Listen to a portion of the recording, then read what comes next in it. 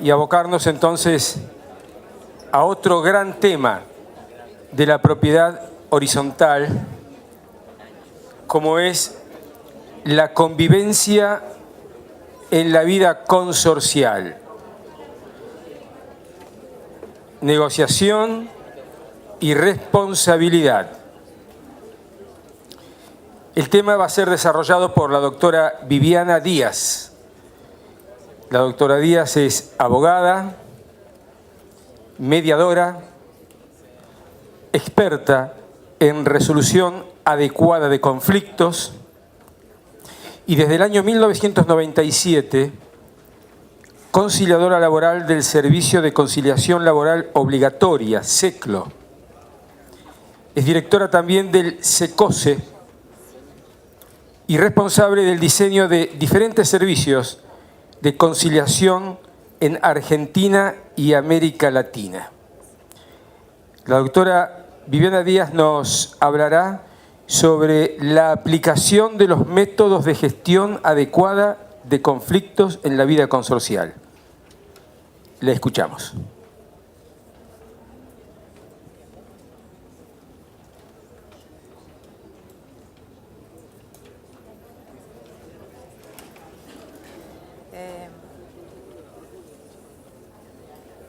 ¿Está listo?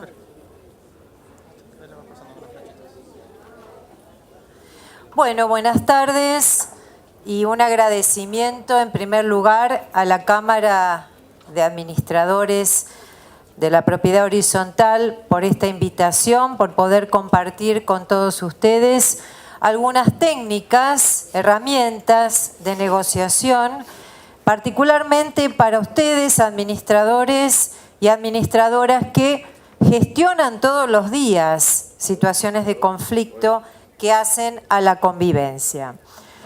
Un poco para compartir con ustedes estas herramientas y pensar, perdón que me pasé una, y pensar que uno no consigue lo que merece, solamente consigue lo que negocia. Y con esta primer frase daría yo inicio a cómo gestionar los temas de conflicto y a dónde ir a gestionarlos teniendo justamente las herramientas para poder hacerlo. Empecemos por ¿qué es el conflicto? Si yo les pregunto a ustedes ¿qué es el conflicto? Seguramente me dirán ¿qué cosa? ¿Qué es el conflicto? Divergencias, opiniones encontradas, como dice allá, ¿sí?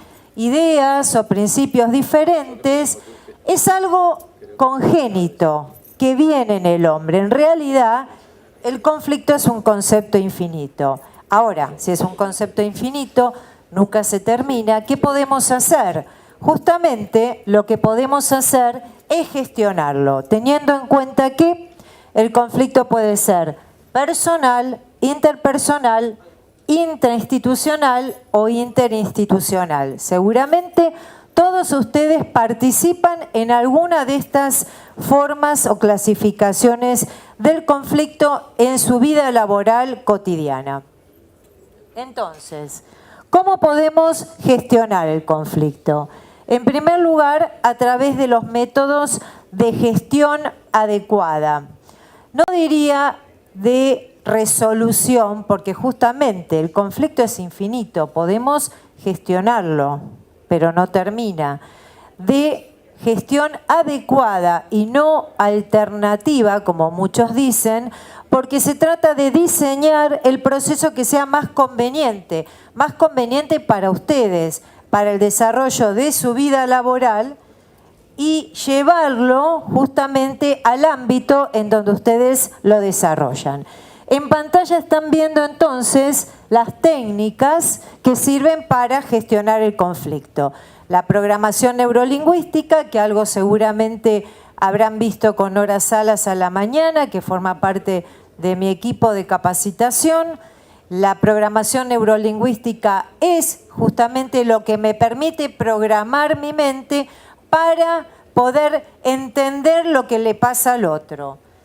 El pensamiento lateral, ¿sí? Que vamos a ver ahora que es un pensamiento no lineal que permite todas las opciones, no solamente blanco y negro, y la negociación por intereses, que es justamente la propuesta que a ustedes les vamos a hacer hoy y que está desarrollada a través del SERACAR, que lo conocen, es el Servicio de Conciliación Sectorial para Trabajadores y Empleadores de Renta y Propiedad Horizontal. Allí representados tienen los métodos de gestión adecuada del conflicto más comunes. Todos tienen algo que los identifica. ¿Qué les parece? ¿Qué es? Esa negociación asistida significa ¿qué cosa? Que hay ¿quién? Un tercero que es imparcial, que acerca a las partes para llegar a un acuerdo, justamente. Eso es la negociación asistida, la negociación que permite acercar a las partes en orden de llegar a un acuerdo y lo hace a través de distintos métodos que son los que vimos antes y ahora vamos a profundizar y tiene que ver justamente con la realización de reuniones que pueden ser privadas o pueden ser conjuntas, como también enseguida vamos a ver. La negociación. La negociación es una ciencia y es un arte. La negociación puede ser individual, si atiende conflictos de carácter individual o plurindividual, el interés de uno o de dos o tres personas, o puede ser colectiva cuando atiende los intereses de un grupo que estará representado en general ¿por quién? Por el sindicato, por su representación gremial o sindical. Entonces, todo esto, esta introducción, nos lleva al SERACAR. Y veamos quiénes componen el SERACAR. La FATERI, el SUTER, AYER, UADI y justamente esta Cámara. ¿Por qué?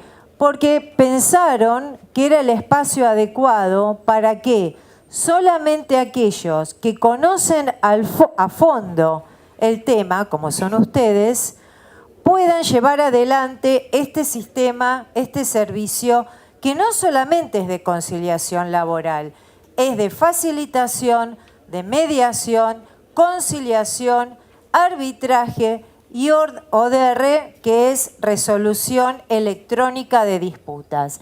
El marco normativo, fíjense, está dado por el convenio aplicable que fue homologado por el Ministerio de Trabajo en el año 2011 a través de la resolución homologatoria del ministro Carlos Tomada, número 701.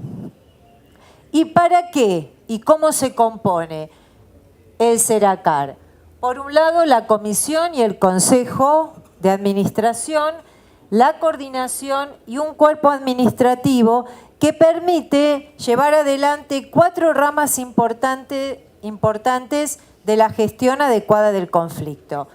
Facilitación en los llamados reclamos de menor cuantía, único en su especie, es el único servicio de facilitación que existe en Argentina y en América Latina y el Caribe, único. Conciliación laboral, ustedes saben que la conciliación laboral, creada a través de la ley 24635, desde el año 1997, regulada por el SECLO, que es el Servicio de Conciliación Laboral Obligatorio.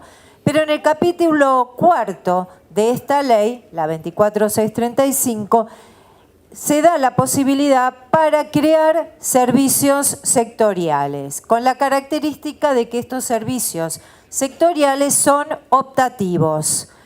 ¿Por qué sectoriales? ¿Por qué les parece? Porque nacen de la unión de la representación de los empleadores y la representación de los trabajadores.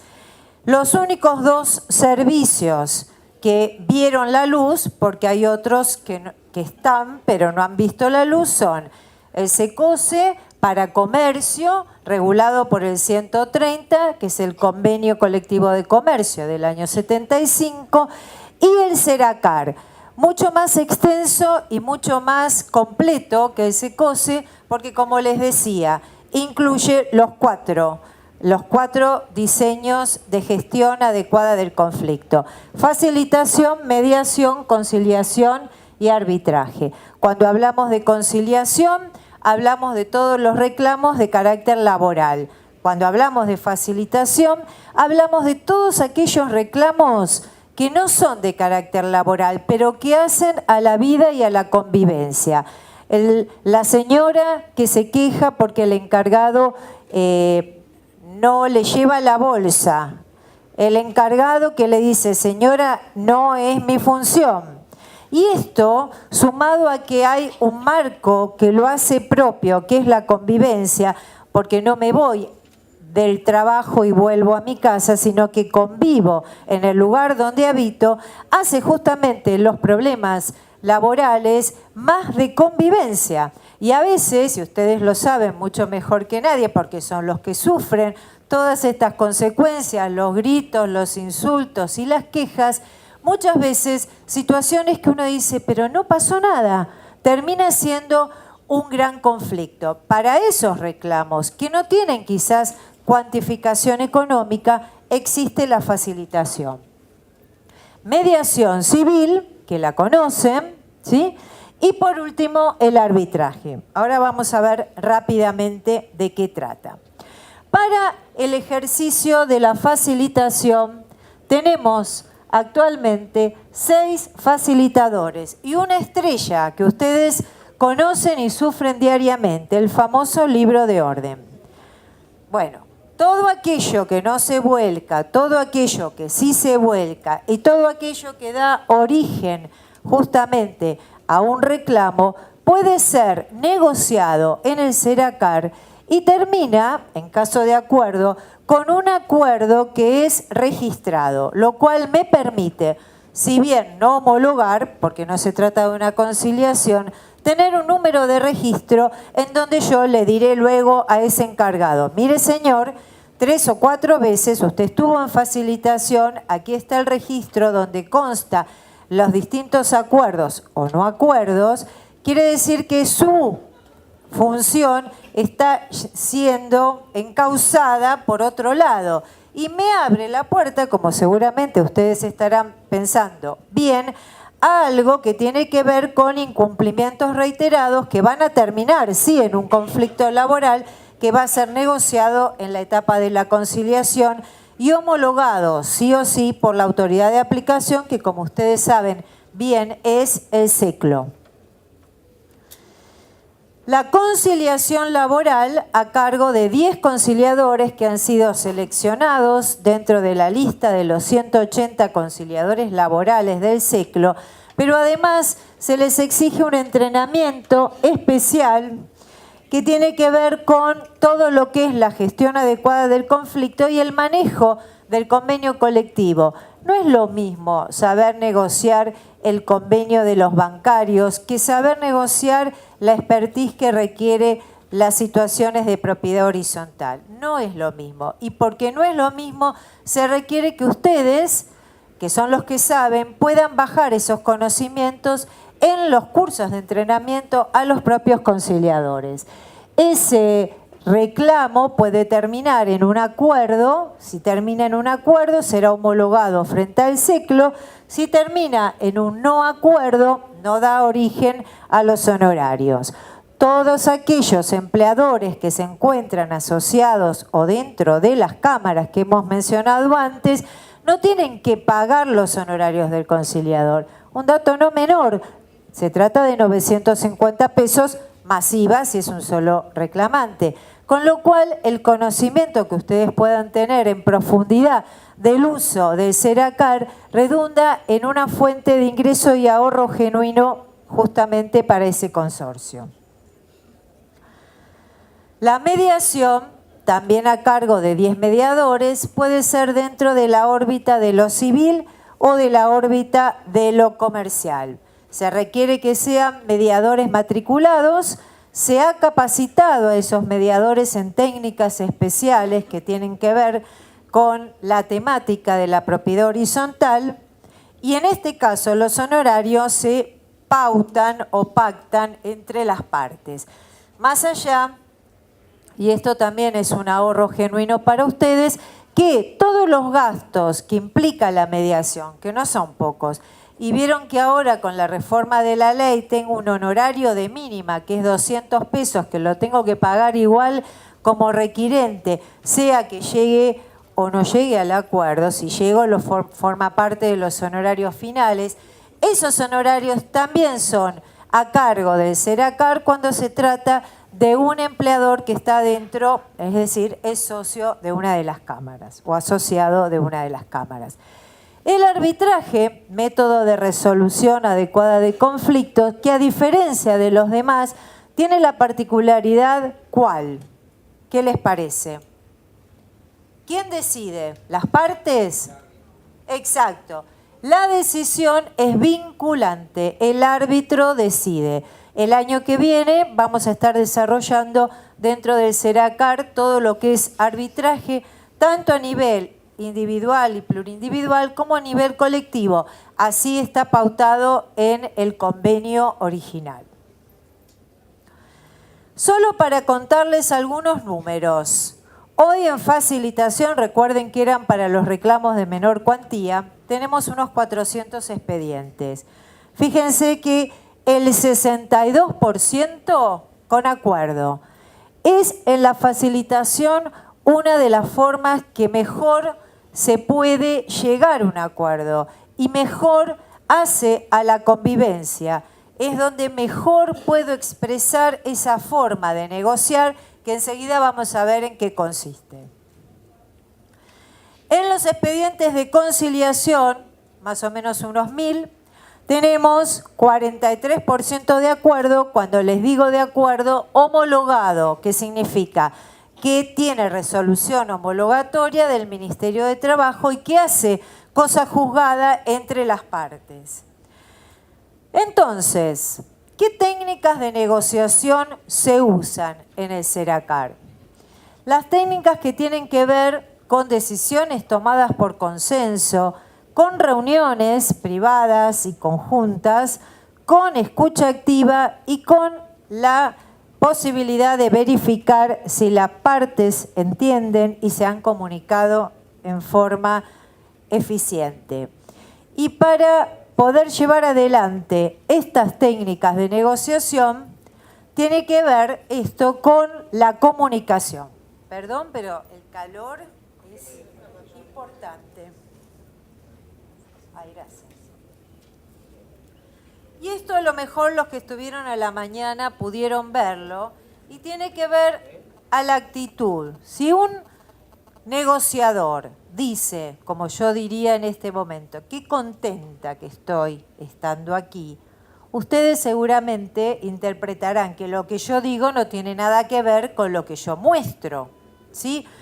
Porque justamente la postura corporal implica un 55%. Yo descubro más del otro mirándolo que escuchándolo. Y esto tiene que ver con las técnicas de programación neurolingüística. Como decíamos antes, la posibilidad de crear modelos mentales a través de la mente, mentales, con el uso del lenguaje para poder captar la experiencia. ¿Por qué? Todos nosotros venimos con un bagaje que tiene que ver con el lugar que nacimos, con la forma que nos criamos, con la forma que nos educamos, con las amistades, familia, contacto que hemos hecho. Y algunos agregarán también, los que creen, en la vida anterior. Quiere decir que todo ese bagaje hace que yo, Viviana, mire la realidad diferente que, ¿nombre? Que Mimi. ¿Sí? El contexto nos hace mirar la realidad en forma diferente. ¿Y para qué me sirve esto en negociación? Porque yo tengo filtros en mi cabeza que hacen que yo vea la realidad en forma diferente. Quiere decir que Estos filtros tienen que ver con 3 sistemas representacionales: el visual, el auditivo y el kinestésico. Por ejemplo, cuando yo entro a una negociación, puedo decir: ¿viste la negociadora? ¡Qué buena! Oí que la negociadora es buena. Me sentí bien. 3 formas de decir la misma expresión. Visual, mayoritariamente me entra por mi sistema visual, mis ojos. Auditivo, mayoritariamente por lo que escucho. Y kinestésico, aquellos que lo pasan por los sentimientos, todo. Son aquellos que necesitan que el negociador se acerque más para entender que están escuchados. Están los vivos también, pero hablamos de los kinestésicos en general. ¿Y para qué me sirve esto? Porque en una negociación yo tengo que saber el sistema del otro, para hablarle al otro en el sistema del otro, para que el otro salga de la negociación y diga: la verdad me sentí bien, me sentí contenido, diría el kinestésico, me sentí escuchado, diría el auditivo. ¡Uy, qué clara la tenía!, diría el visual. Todo esto tiene que ver con las acciones que ustedes tienen representadas ahí y que hacen a que el negociador deba saber cómo es el sistema del otro. Tema que nos sirve obviamente en nuestra vida cotidiana, ¿sí? O sea que se le suma a los administradores ahora saber el sistema representacional de los encargados, de los propietarios. Muy bien. Y este esquema de comunicación y de negociación se empieza a mirar, diría yo que soy visual, otro diría, se empieza a escuchar, auditivo, se empieza a interiorizar, diría un kinestésico, a través de la primera reunión. Y esto lo saben ustedes cada vez que tienen las famosas reuniones de consorcio, que si pudieran aplicar estas técnicas, optimizar el tiempo y reducir todas esas cosas que escuchan y que hacen a que todo el tiempo se repita que la del primero tiene la filtración y que sin embargo, a pesar de que se lo solucionaron, ahora quiere tener otro color de pintura porque ese blanco no es tan blanco como el que ella quería. Si yo puedo aplicar estas técnicas, realmente optimizo mi tiempo. ¿Por qué? Porque yo debo justamente reconocer en el cuerpo del otro sus estados de ánimo.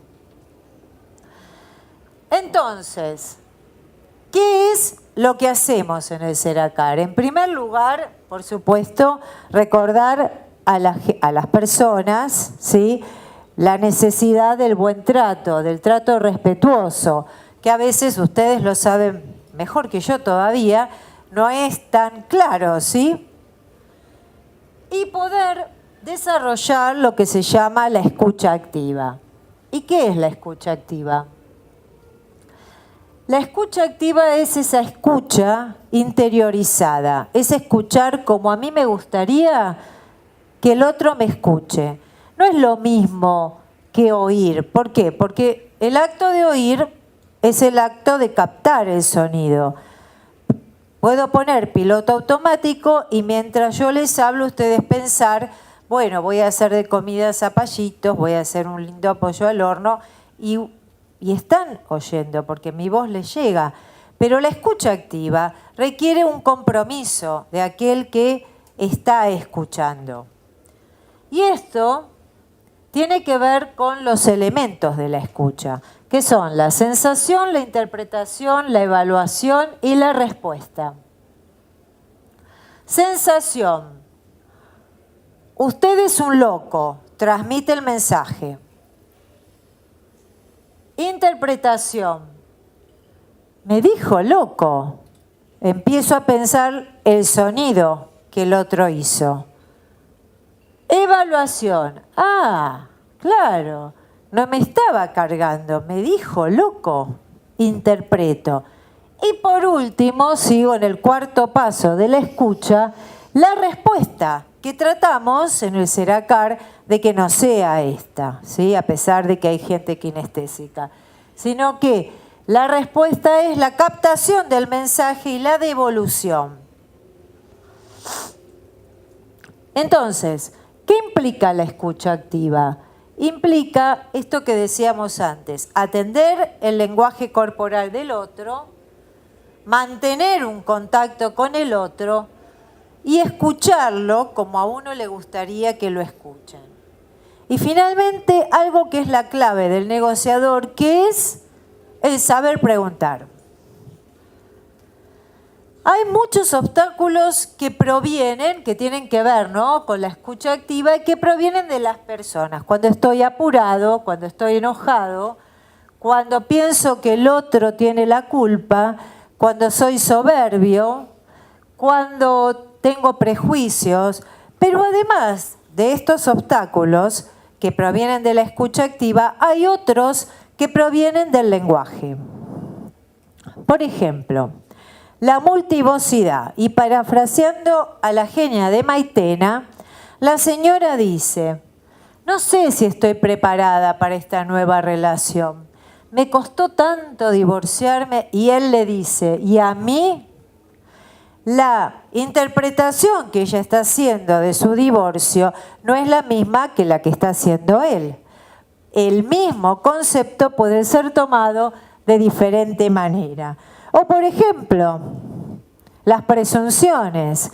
El astronauta que llega y dice: yo, hombre, venir, tierra, visita, paz, comprender. Sí, lo que no entiendo es por qué no usa las comas, los adjetivos, los predicados. Supone que el otro no lo entiende, pero en realidad lo entiende perfectamente. Muchas veces las negociaciones fracasan porque uno supone que el otro no está captando o que tiene una manera de pensar diferente a la que yo creo que tiene. Y estas presunciones tienen que ver también con los diferentes contextos. No es lo mismo el hombre que dice estoy cerca, sentado en su PC, al que dice estoy cerca y está en el medio del campo. Otra fuente de malentendidos, el conocimiento. Le pregunto ¿qué hora es? Presupongo que sabe la hora, pero si no lo sabe. Entonces, ¿qué se hace en el Seracar para facilitar la comunicación? En primer lugar, la escucha activa. Segundo lugar, los invito a que lo visiten porque es digno de ser visitado. Hay salas para reuniones individuales, salas para reuniones conjuntas, salas con amplitud para poder discutir, negociar. Cada una de las salas tiene una PC y una impresora, es decir, necesariamente la comodidad para poder negociar es una herramienta, ¿sí?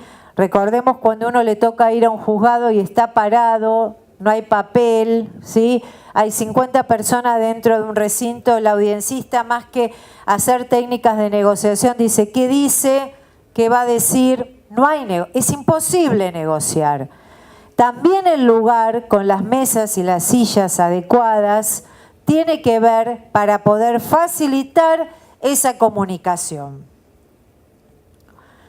Y, como decía la filimina anterior, tiene que ver con quién tiene el control de la conversación. Uno cree que la tiene el que habla, pero sin embargo, en realidad, el control lo tiene el que escucha. Y esto es bastante común en nosotras las mujeres y en nuestros maridos que desarrollan la capacidad de no escucharnos, ¿sí? No la capacidad de escuchar, sino de no escucharnos. Entonces sí hacen el movimiento o ponen cara de masita pensando que está todo bien, mientras nosotras repetimos lo que pasó todo el día con los chicos, con la casa, con el trabajo, y ellos tienen un movimiento armonioso. La verdad es armonioso, pero absolutamente, sí, fuera de cualquier cuestión emocional comprometida, porque no nos escuchan. Y esto es cierto. Y aquí lo tenemos representado. Exacto. Entonces, ¿qué herramientas de negociación aplico en el Seracar? Por un lado, ¿qué características y qué requisitos se le exige a los negociadores? Como les decía antes, el conocimiento del convenio colectivo, ¿sí? Sentido común, que no es el más común, y una mentalidad abierta para poder aplicar estas técnicas que veíamos antes. No son fórmulas mágicas, esto es cierto, son solamente herramientas que nos sirven para poder utilizar en situaciones específicas. Y la estrella de estas herramientas, de estas técnicas, es el arte de preguntar. Es más difícil saber preguntar que saber responder, porque cuando yo respondo siempre me tomo del acto intelectual del que hizo el mensaje. Pero el saber preguntar, el saber qué preguntar, el saber descubrir lo que el otro quizás ni siquiera sabe que me quiere decir, es realmente una técnica y es apasionante. En las preguntas, fíjense, se trata de una oración justamente que tiene una información. Por supuesto lo identifico a través del signo de pregunta, que ustedes ya lo saben. Preguntar es una técnica básica que aplica para poder obtener información y para algunas cosas más, fíjense. La pregunta, primero, restringe la posibilidad comunicativa del otro, porque yo le digo, no, te estoy preguntando esto, no me cuentes tu vida desde antes del útero. Te estoy preguntando solamente si no quisiste llevarle la bolsa a la señora del quinto, ¿sí? Lo que pasó hace 18 años, en este momento no nos sirve. Entonces, las preguntas cerradas apuntan a tener poca información, pero a generar, en lo que se llama, o lo que diseñé como embudo, confianza, porque si yo tengo un tema de acoso laboral, por ejemplo, yo no le voy a decir a Mimi, contame cómo te acosaron, dame todos los detalles, porque Mimi va a decir, es una morbosa. Voy a empezar a decirle, Mimi, ¿dónde trabajas? ¿Cuánta gente trabaja alrededor tuyo? ¿Cómo se dirige el jefe hacia vos? Para ir creando a través de preguntas cerradas un clima de confianza. Quiere decir que el fracaso o el éxito de una negociación tiene que ver con la utilización de preguntas. ¿Por qué? Porque se trata de un aprendizaje generativo. Me voy de una negociación con una enseñanza, no me voy igual a como entré, lo que sería el empowerment, ¿no? En conclusión, ¿qué tipo de negociación utilizamos en el Seracar? Utilizamos la negociación, yo no diría, como dice Harvard, del gana-gana, porque cuando uno negocia siempre pierde algo, siempre cede algo. Es el perder lo menos posible. La negociación es como un juego de ajedrez y el negociador tiene que saber mover esas fichas para llegar a la mejor situación para esos actores sociales, para esas partes. La negociación adversarial, en cambio, es la negociación del perder-ganar, es la negociación de imponer por la fuerza, es la negociación de la soberbia. La negociación por intereses tiene que ver con satisfacer eso que está detrás de la posición. La señora dice, reclamo mis horas extras, la encargada. Bueno, muy bien, como soy buena negociadora, consigo que le paguen sus 40 horas extras. Pero de paso hago un despido indirecto porque el SECLO no me homologa el 241, aunque se acuerdan que era un común acuerdo. Y la señora se va con sus horas extras más la indemnización por despido, que es el artículo 246. Pero esa señora tiene 5 hijos y es jefa de hogar, se queda sin trabajo. Pregunta, ¿esa negociación fue buena? Por la posición puede ser, reclamo horas extras, me dan horas extras. Pero el interés de la señora, mantener, conservar su puesto de trabajo, la negociación por intereses apunta a lo que está por debajo, justamente que es la necesidad, el interés de la parte. Y justamente el Seracar es un espacio de encuentro, de difusión y de capacitación y formación para todo lo que es las técnicas de negociación, conformadas por mediadores, facilitadores y ahora árbitros. Muchas gracias y por supuesto quedo a disposición de ustedes. Gracias.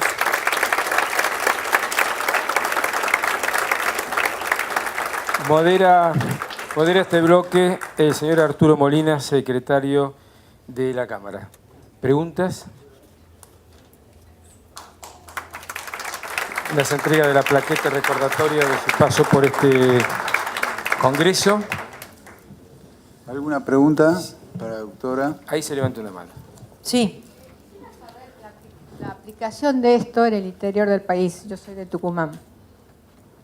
Es una muy buena pregunta. El Seracar es un servicio que nace por convenio colectivo, con lo cual, a diferencia del ciclo, que solamente tiene competencia en la égida de la Ciudad de Buenos Aires, el Seracar tiene posibilidad de aplicar a todos y cada uno de los puntos del país. Quiere decir que se puede replicar la experiencia de este mismo servicio en cada uno de los países, de las provincias o de los lugares locales, solamente poniéndose de acuerdo las cámaras con el sindicato por el lugar físico donde se va a desarrollar. En el mientras tanto, mientras esto no suceda, aunque sea en Tucumán, vos podrías traer un reclamo y hacerlo y llevarlo adelante en el Seracar en la calle Perón.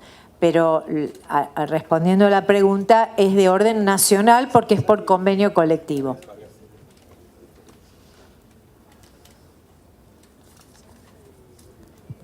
En la aplicación directa, si yo quiero aplicarlo desde Tucumán, ¿cómo sería la presentación del conflicto? Bueno, yo lo puedo presentar, pero también tiene que estar la parte interesada, que sería el empleado. Digamos, ¿cómo sería eso? Lo primero que tiene que haber es un lugar físico en donde las partes puedan reunirse. Claro. Si me preguntás, yo empezaría por aplicarlo en lo que es la facilitación de reclamos de menor cuantía. ¿Por qué? Porque como sabés, en el resto del país no existe la homologación del SECLO, sino que en los casos de conciliación vos tenés que ir a la Secretaría de Trabajo, que sería el Ministerio de Trabajo. Con lo cual, lo más fácil para comenzar a desarrollarlo es en lo que es el paso de la facilitación, donde entrenando y capacitando a facilitadores tucumanos, puedo replicar este mismo diseño y hacerlo local para poder armonizar cualquier situación que tenga. Ya cuando eso pase a la órbita del derecho laboral, del conflicto laboral, vas a tener necesidad de la homologación. Para eso, sí o sí, el servicio tiene que firmar convenio con la Secretaría de Trabajo, en ese caso de Tucumán, para que te homologue esos convenios de carácter colectivo o individual.